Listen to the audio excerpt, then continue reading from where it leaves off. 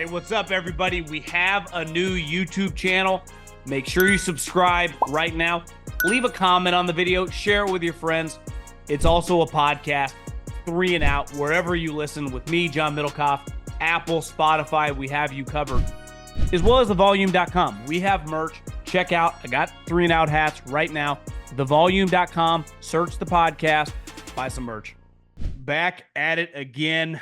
As we head in, I counted yesterday. We have 7 games left. So let's all try to really, really enjoy these. And Stuckey has been slinging winners, like In-N-Out slings cheeseburgers, because you can hear my man, Action Network, Big Bets on Campus. He's all over the place. And he loved, and I mean loved, the Tampa Bay tight end Auden to go off. And he didn't just go off. He looked like a Novacek in his prime out there against the Eagles' slow-ass defense. Stuckey, I was telling you before, I hit a golf bet, made about $1,000, and I was thinking, like, I kind of want to roll this into one of these games on Monday. I didn't quite trust. I remember we talked about the 10 points. I'm glad I wouldn't have liked that sweat. I would have lost because I would have taken the Steelers. But the night game, I'm like, I don't know, man. This Eagles team, they're more than leaking oil. They're in fucking shambles. And I pussed out, and you knew within, I would say, like 3 or 4 plays, the Eagles are in trouble. Even before the Bucs started, you could just feel it. And I would say by the end of the first quarter, that game was, I know it was 16-9 there for a while. The Eagles got worked. Yeah, what a sad. They were 10-1 at one point. I mean, I was ringing the bell that this team was a fraud, but I did not see this coming. I mean, the vibes around the team were so bad, and they had a chance to hit the reset button and simply couldn't. I mean, just the tackling alone, some of the broken long, and they wouldn't cover anybody. I'm watching Otten the whole time, and I'm just like, oh, this is good. No one's covering him. Yeah, they had one. He could have had an 80-yard touchdown. They split him out wide, and no one went with him. Is he good? I'd be lying if I watched that much Bucs. I was like, this guy looks like George Kittle. That's how every tight end looks against the Eagles. I mean, he's made it to the NFL. He's one of one of like a bottom 10 tight end in the NFL. But if you don't cover him, he could go off. And the Eagles just didn't cover anybody. So, it was a good betting weekend. Packers and the Texans over. I promise that they won't be that sweat-free always. No. If you're new listening. But I think that that over was pretty good too. You knew after about the first 2 series, you're like, there's gonna be a lot of points scored in this bad boy. Yeah, games weren't great, and I think people are fault, like, as far as close drama late. I think that a lot of people are falling in love with the dogs that look great last week as far as the going up against the 1 seeds. I don't necessarily agree with that. So I'm excited to get into these games though. Yeah, let's dive into it. Obviously, we kick off the 2 1 seeds because of the way everything broke over the weekend are playing on Saturday. We'll start with the Ravens, who, fucking good. There's no way around it. They've kind of kicked ass all season long. They're playing this Houston Texans team. Listen, the quarterback is really good. Some of those plays last week, though, were like, if you're going to crush Purdy for yards after the catch, I mean, there were some serious yards after the catch. I think that division was an absolute shambles. I mean, the Colts, an all-time fraud to be that close to being in the playoffs. And listen, I'm a bullish believer in this Texans team long-term. I mean, they might have the most cap space this offseason. Texas, no state income tax. They're going to get free agents. They still got picks. The quarterback's going to get better. Like, they're a good team moving forward. I think it comes to a screeching halt. And I know this line's big, 9.5. I mean, is it more likely to be 8.5, 9 by kickoff, or more likely to be 10, 10.5? I think 10. I don't think it would go above 10.5. I played some Ravens first half minus 1, 5.5. The Ravens, for what it's worth, are an absolutely elite first half team. Lamar Jackson, first half against the spread in his career, 50, 25, and 2. 67% most profitable quarterback in NFL history in the first half. And Harbaugh is the most profitable coach in the first half against the spread. 148, 103, 8 against the spread, 59%. Now you could say, well, they've been together a lot. Well, if you remove Lamar Jackson, Harbaugh is still one of the most profitable first half against the spread coaches in NFL history. He's like, for example, he's 7-2 against the spread in the first half when Tyler Huntley starts. Two reasons for both of those things. Ravens usually well-prepared team, especially this year. I mean, the time off here, the extra preparation, their coordinators are so good. And Elite. every week during the year, especially like McDonald, like he has a great game plan. And they already saw the Texans. So I think that the bye, not only are they healthier, like you're getting Mark Andrews back. The Texans have a bunch of injuries on their defense. Their wide receiver room is basically just down to Nico Collins. Noah Brown went on IR. You don't have Tank Dell. But the time off helps a lot. And then teams aren't used to Lamar's speed early. And that's, unless you're like the Steelers, Bengals, Browns that see him all the time, it's something that you have to adjust to. So the Ravens usually can get out to a fast start. But yeah, I prefer the first half a little bit because I think that coordinator preparation advantage. And sometimes the Ravens, they play with their food a little bit in the second half, let teams back in. And I could see Stroud being down like, 14 late and they get a backdoor. But I would lean Ravens for the full game. I'm probably going to play some of that too at under 10. But I played first half. It's also a really good matchup in the sense that Lamar Jackson has been elite against zone this year. I mean, he absolutely destroys it, completing 70% of his passes, 0.1 EPA per dropback, 51% success rate. He also scrambles more and more successfully against zone. And the Texans are heavy zone defense, and they don't blitz. And that's really how you can kind of try to throw Lamar off. So he's just carved up zone. Now, a lot of people think, if you play man, then that's when the quarterback will scramble. That's true, but not with Lamar. Like, it doesn't matter if you're playing zone and you got a linebacker. Lamar's just going to run right by him. Yeah. So he's just ripped up zone all year. And like I said, this is an elite Ravens defense that can get pressure. And they mix up their game plan depending on who they're playing. I think you're going to see a little bit more man, but some disguised looks, some different pressures. And Stroud just hasn't been the same quarterback against man or when he's under pressure. So I think he's going to, I love Stroud. He's been amazing, but I think he's going to probably make a couple key mistakes here. It's also an indoor team, plays in a dome, going outdoors, going to be frigid temperatures. Yeah. And if you look at what you mentioned, the division, which is a key point because, and by the way, Ravens best special teams as well, which matter in the playoffs.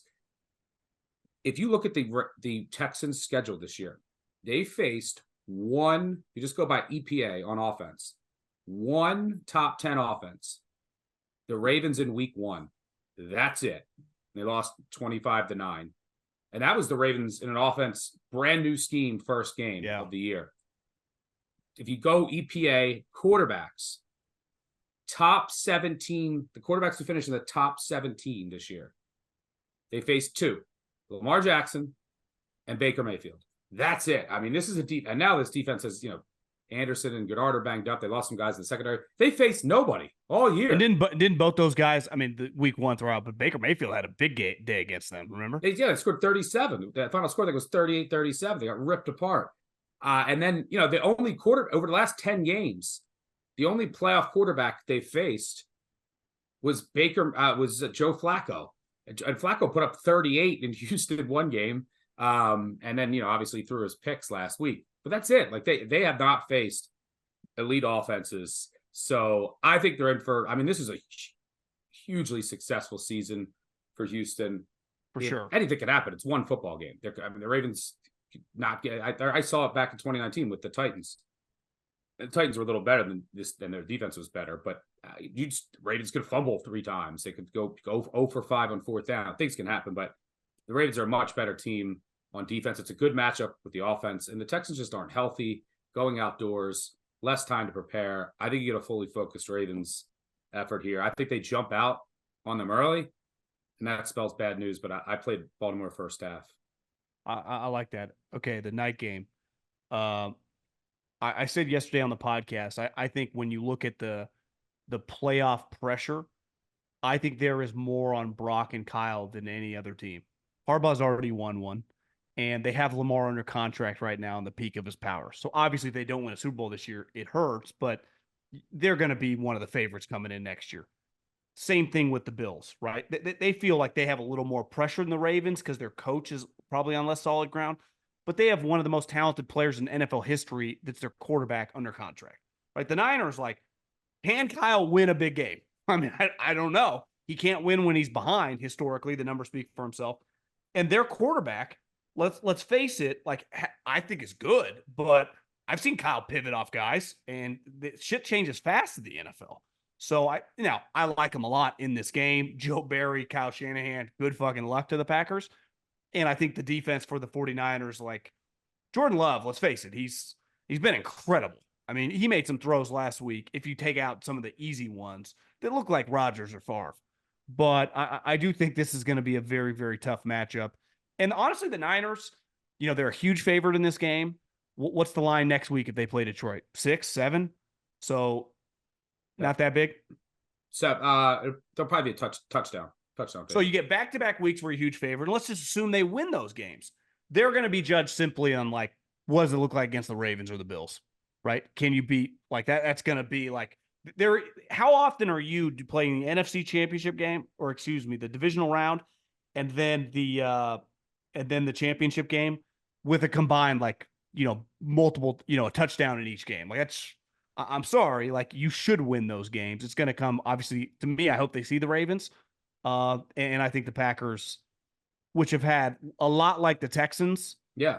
Same story. An incredible season, but I think it's a different level now. I agree. I like the Niners here. And think about it. Do you agree with me on the pressure stuff when you just look at? Yeah, well, I would say Lamar has pressure on him. He doesn't have a playoff win. So Lamar has pressure on him, not in the sense of like what's going to happen to the organization, but just the questions that he'd have to answer. Like Peyton in the peak of his power or something. Like, are you ever going to get it done? He can't. Yeah, if he has a bad game, Josh too. Yeah, that way. Yeah, but if he has a bad game and doesn't win another playoff game and like losing the first round at home, there will be questions, and some warranted. But yeah, I agree with you. But I just think, I like the Niners here. I mean, and I think they actually could be 7.5, 8-point favorites maybe against Detroit. I think this line should be over 10. I think there's some recency bias here just from what everyone saw Green Bay, sort of like Houston last week. But I went into last week and I was saying, the Browns are. What have the Browns done? They beat a bunch of backup quarterbacks. So it was a great story, but their defense was all hurt. And then the Packers, they beat this Cowboys team that's a front runner. And when they get behind, and they're a disaster, and they got out coached, out schemed. So Love has been amazing, and they in order to win this game, he's going to have to, be peak Brady, and he's going to have to throw for like 420 and be close to perfect, because and I don't think he could do that. He's been great, but I mean, let's also look at some of the competition he's faced down the stretch. And the Niners defense, people forget, has been very good all year, and they're going to get Greenlaw. They're going to get Armstead back into a fully healthy defensive line now. They should be able to get some pressure. So, but the biggest mismatch in this game, and don't forget, the Packers special teams, if this game is close, are horrendous. Are the worst special teams in the league. They don't even have a kicker they can trust. But the biggest mismatch of this game is I do not see a path where the Packers can stop the Niners. I mean, you look, Niners a lot of inside, outside zone. That's what they run. Packers one of the worst defenses in the league defending that. They can't. Packers play a lot of cover 3. Niners, Purdy rips that apart. Packers can't cover the slot, middle of the field, can't cover backside of the backfield or tight ends. Wow. I mean, look at for what Ferguson did last week. He had 3 touchdowns. It's a problem against the Niners. It's sort of like what the problem that the Eagles have. It's not going to go well against the 49ers. And then this is a big number, but for what it's worth, usually there's, in the NFL playoffs, there's a big number for a reason. I think going back 20 years, when we look at the Steelers versus the Bills, but go back 20 years, I think double-digit favorites in the playoffs are 16-9 against the spread, or I should say 25 years. So they've been good against the spread. But I just don't see how they get stops. This Packers D has been horrendous all year. They gave up 30 to the Panthers. It would take the Panthers 7 games to get to 30 points. So this defense is very vulnerable. And the other reason why I don't mind laying a big number here is sometimes and it hasn't been the case as much this year, but sometimes when Shanahan gets up, he'll go a little conservative, and then it leaves the back door open. And the Niners used to never cover big numbers because of that. But if the Niners get up and then they just say, okay, let's run it more, well, that'll work. That'll work against the Packers defense. Yeah. They can just run it up and down the field. One of the reasons I like the Packers last week is the Cowboys couldn't run it all year. inefficient running the ball. Now you're going up against the best rushing offense in the NFL, and it's Shanahan with a couple weeks to prepare versus Joe Barry. I mean, that is the biggest mismatch of the weekend.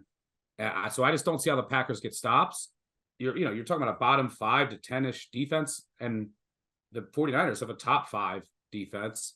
They're just going to get a couple more stops, and that's all it's going to come down to. And that's assuming Love has been, it will continue to be as good as he has been. He could easily have an off game here, throw a couple picks, and then this is, 38-13. But this reminds me of all the Packers' old, instead of Rodgers, you have Love, who's played well, but he's not as proven. But it's the same thing. Like when the Packers used to play the Niners in big games in the playoffs. Well, remember the 19 season in 20, and Mostert had like 700 yards against them. That's I don't. I have deja vu. It's basically the same thing that I'm saying, just with different players. And Shanahan's still there. The same coach. I just don't see how the Packers will get stops here. So Love, if he has the game of his life, that's what they're gonna have to do. They're gonna have to keep up or just hope for flukes. Obviously, whenever I break these games down, you fumbles just have a ton of flukes. But injury. I just don't see how. I mean, McCaffrey could end up playing quarterback. And if that's the case, then the Packers are going to the NFC Championship. But I like the Niners here. Anything under 10, I'll be betting them -9.5. Okay, we're in agreement. Ravens, Niners. Then the Sunday gets good. I thought this when you watch the Bucs when Baker was playing well, and I remember when they were playing the 49ers, like they do have good players, right? Like Winfield, White, Vita Vea, obviously Wirfs, Godwin, Evans, even the running back White is a good player. Like he's just a good little scat back. So it's like they have proven veteran high-end guys that would start for every team in the NFL. And if he's going to play, now you're not playing the Eagles defense most weeks, even though the Lions pass defense is more than questionable, and the Buccaneers don't even fucking want to run it. They can't. So like a good run defense, who cares? But like that version of Baker is like a pretty solid quarterback. And to me, their defense, Todd Bowles, and again, the Eagles were kind of in shambles. This is a different animal with the Lions. I do think this game could just be a little weird.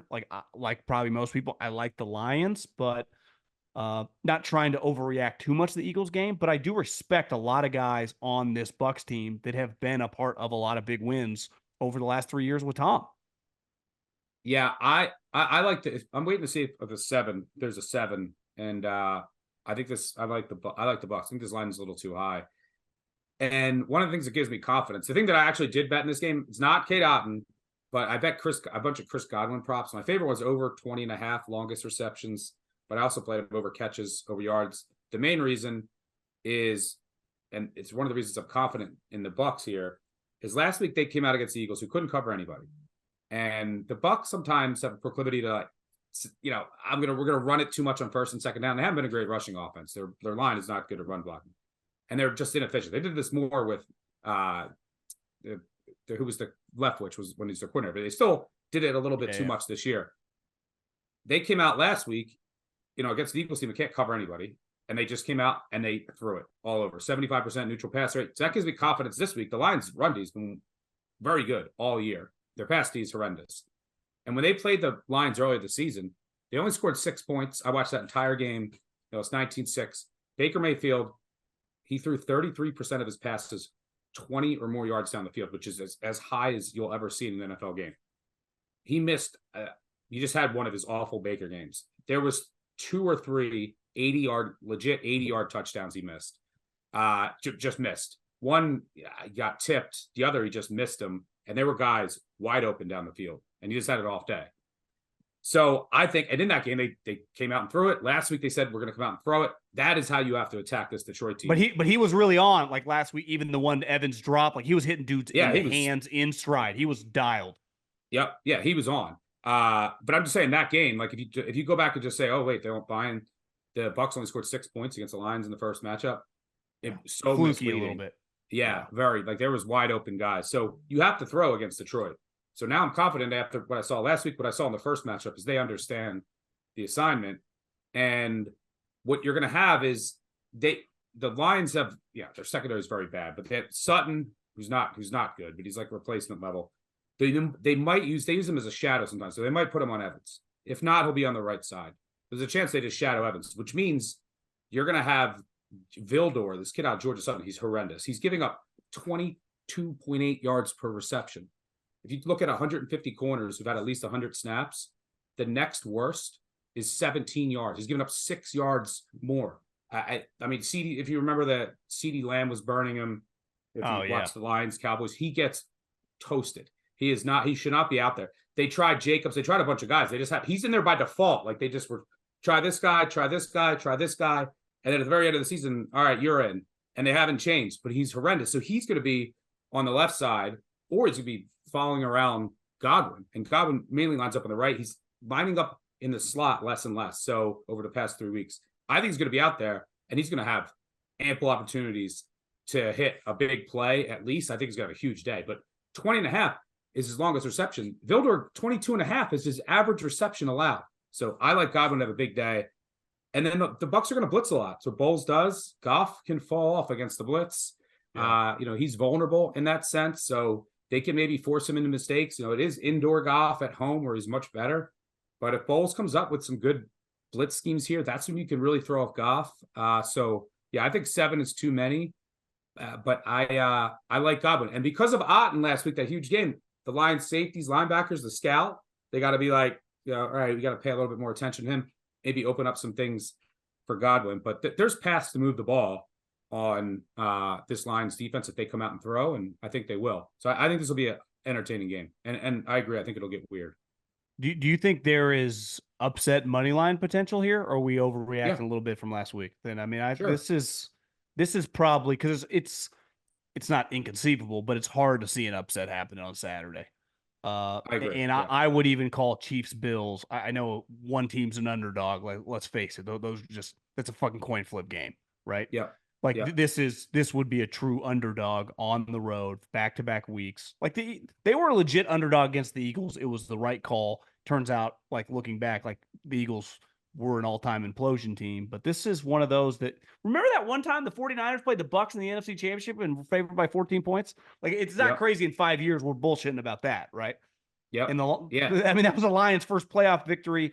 Here's the other thing. They could have easily sometimes lost. Like in college, when you have a big upset and you just like take down Bama or you take down Ohio State and the next week you lose, you're like, how'd you just lose to fucking Rutgers? Well, it's because Iowa, they celebrated all week long. Could that happen a little bit here? Even Dan, they were celebrating like they won the NFC Championship game. Yeah, no, I agree. And then you also have, just emotionally, you just a little less sharp. There was a lot into that game. They played a tight game. That was an intense playoff game. Yeah, and you also I might sprinkle the Bucs. Like you've convinced me. I don't hate it. And then you have Campbell. If you wouldn't want to take an underdog money line in this range, you want the variance. So Campbell's aggressiveness creates variance. Going for all the fourth downs is going to go to. If you don't get a couple, that just introduces a lot of variance in this game. It's one of the things I don't like about the Bucs in this game is that I think both offenses have advantages, but Bowles is super conservative. So like this game could flip on the fact that, first quarter, the Lions have 4th and 1 at the 38 and they go for it. Yeah. And then they get a touchdown. And then the Bucs have 4th and down 7-0, 4th and 2 at the 43 and Bowles punts it. But we know Campbell's going to introduce variance into the game. I think the Bucs are going to move the ball. I think there's a potential they can come up with a good blitz scheme here that throws Goff off. And I wouldn't be shocked, at least. I think this will be a close game. Okay, night game. I mean, I don't even know what to say. I guess the only thing is I would struggle betting against Andy and Mahomes. Like, I understand they can lose, and they're bound to lose one of these games. It happened to them a couple years ago at home when they were a better team to the Bengals, which actually aged pretty well because it turns out the Bengals are pretty good. Yeah. But, like, I just – if they're going to lose, fine. I just would struggle having money, with the other team as they're the underdog, getting points with those two guys. Yeah, the Chiefs have a couple advantages here in that just on the surface that they have 2 extra days of prep.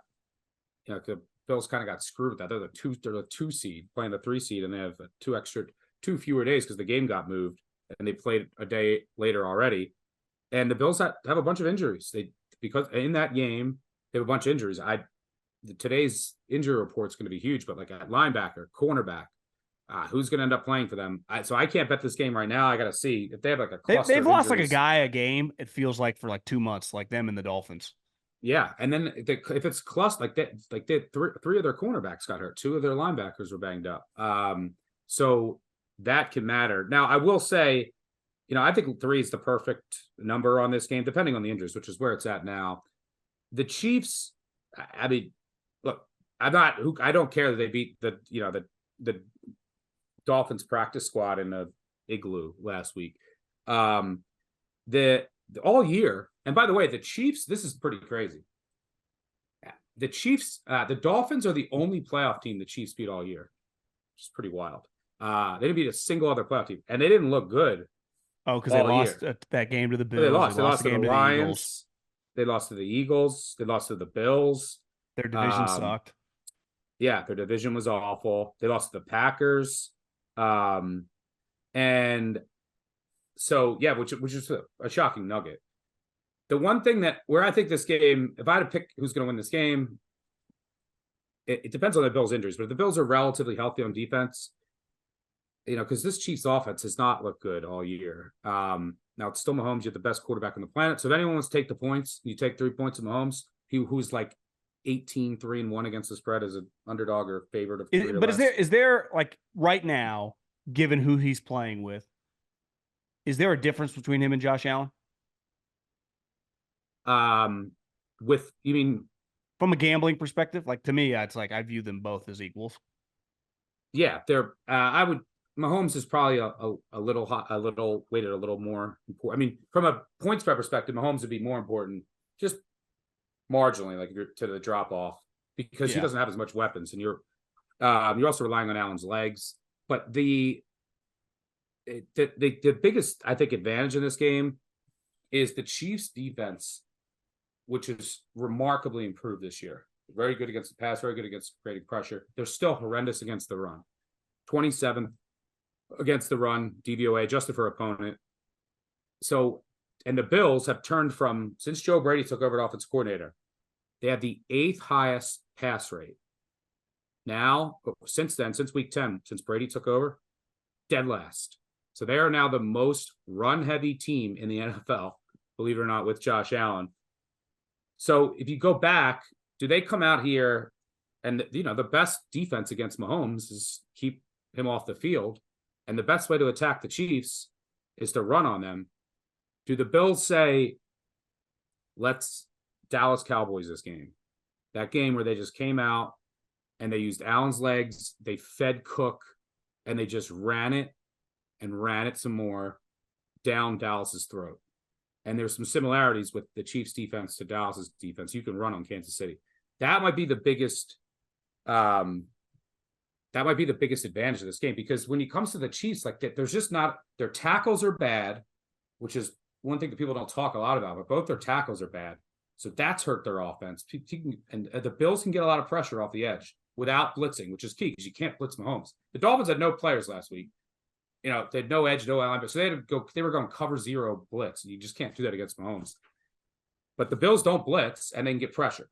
That's key number 1 against Mahomes. Otherwise, you don't have a shot. And because the Chiefs' tackles are bad, they're going to be able to get pressure on Mahomes. And then the second problem is their weapons are bad. Rashee Rice has played really well lately. If Rasul Douglas plays, I think he is going to play. But he didn't play last week. McDermott said he's close. He's their top corner by far. You could put him on Rice. And then you have good safeties and good linebackers, assuming they're healthy. Again, these are all caveats. But you could just bracket Kelsey. And Kelsey is not the same player. Still, he's still probably going to have eight catches for 70 yards. But he's not the same explosive player. And then your other options are, it's just underwhelming. So that's why this Chiefs offense, it's like bad protection. The weapons aren't great. So going on the road, but look, short week now for Buffalo. They have injuries on defense. At the end of the day, I think Buffalo will win, but it'll be a close game. It's Bills Chiefs. It'll be weird. And if I had the most fitting thing that could happen is we change the overtime rules in the NFL, because when these last two teams played a thriller. Okay. And now both teams, even if you score a touchdown, the other team has to get a ball. We have not seen an overtime game since then. So we have not seen an overtime game with the new rules. I'm very curious to see what the team that wins a coin toss does, because mathematically you should defer. So in the regular season, it was still if you score a touchdown, first game ends. But in the playoffs, both teams get to touch the ball. Yeah. No matter what. So I score a touchdown on my first drive, I still get the ball. Obviously, I got a match. But. Yep, you got a match, and then from there, 2 scores.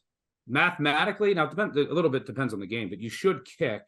I'd forgotten. Defer, and then you can get a stop. Yeah, and then kick a field goal. They get a field goal. You could and then get a field goal to win it, or they could kick a field goal. Then you can get a touchdown to win it or a field goal. Make that. It wouldn't work out if they went 80 yards down the field and scored a touchdown. But how often does that happen? And they're not playing to knowing they have to score. So but a lot of good game theory there. But we haven't seen an overtime game since. So, and the Bills have lost like 8 straight overtime games. It would be absolutely hysterical and fitting if this game goes to overtime. The Bills win the toss. The Bills get the ball. They go down and score a touchdown. And then the Chiefs then get the answer like the Bills couldn't. So I think this game's going to go weird. Anyone that I don't think I'm going to bet it. But I have a 50-1 Bills future, so I'll be rooting for the Bills. But anyone that just says, "Look, I'm going to take 3 with Mahomes," I won't argue with you for 1 second. The prop I love in this game, a buddy of mine kind of sent it to me. I'm looking at it right now on DraftKings. You can get over under Josh Allen rush attempts at 9.5. The over is basically plus 1 to 1. You look back, he's been between like 10 and 12, but this is the game where, some of those passing attempts, if they're covered, he's going to take off. They're going to have some design runs. They do some short yardage stuff. If you tell me he has 13, 14 carries, it's very, very believable in this game. Like I love that actually. I like the over too. Yeah, I think they're going to go. I mean, like I just said, they've been the most run-heavy team in the league since Joe Brady took over. And yeah, you're going to get, number one, when you have elite quarterbacks in general, their rush attempts go up in the playoffs with, obviously game on the lot with more on the line, you're more willing to run. You see that with Mahomes, you see that with Burrow. So you get increased rush attempts by any elite quarterback in the playoffs. Oh, any quarterback in general too. But in this game in particular, with this new rush attack, and that's the way you attack this Chiefs defense. I mean, you probably have like 4 or 5 just scrambles. You also have to keep in mind the sneaks. They sneak 3rd and 4th and 1 now, and it's almost automatic with Allen. I know he got stopped at one time, but I called the Buffalo Bulldozer, but it's the new field. So there's a rush attempts. You could have 4 of them in one drive. And then I think, you could have 5 or 6 designed runs. And he'll take off Allen on a couple pass plays.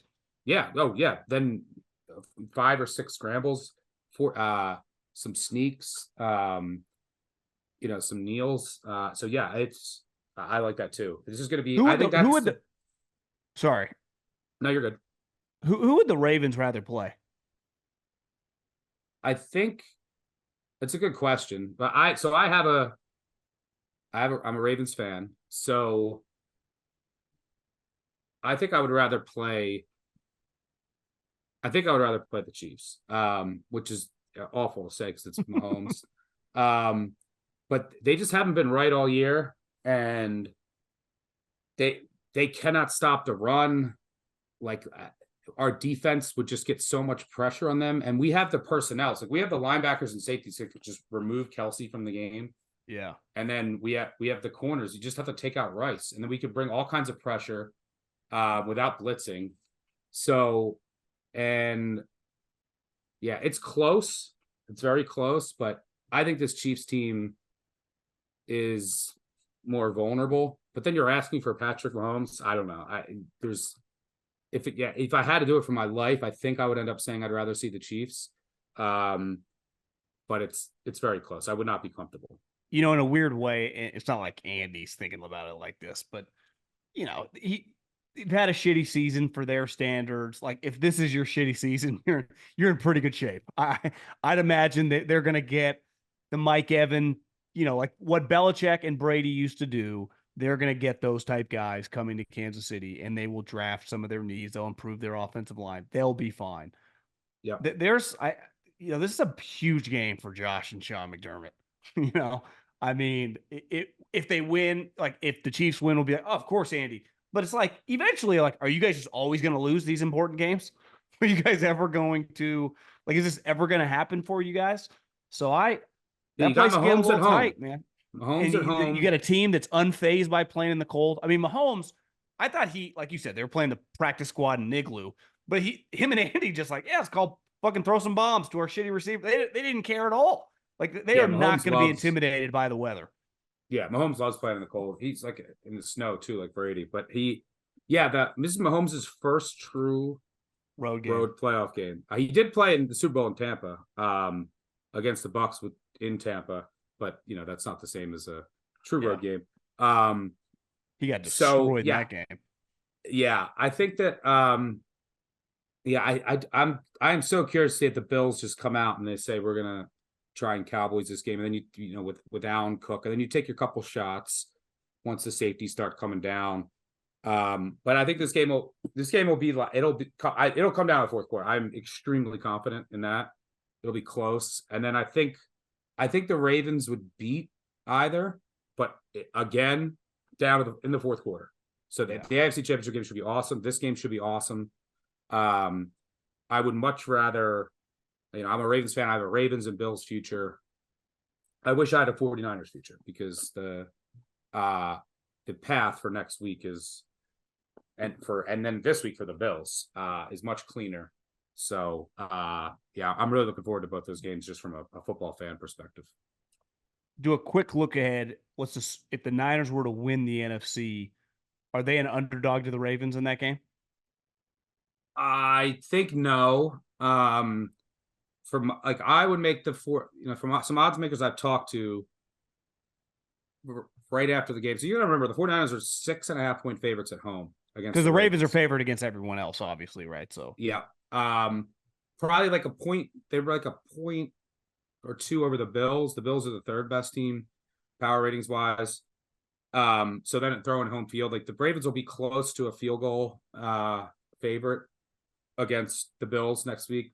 Maybe I think it'll be around a field goal, maybe a little less, but up to a field goal.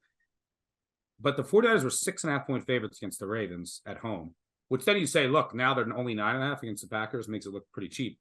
Ravens are much better than a field goal than the Packers. But obviously the Ravens have, and they crushed everyone since then. They've crushed the Niners. You adjust them.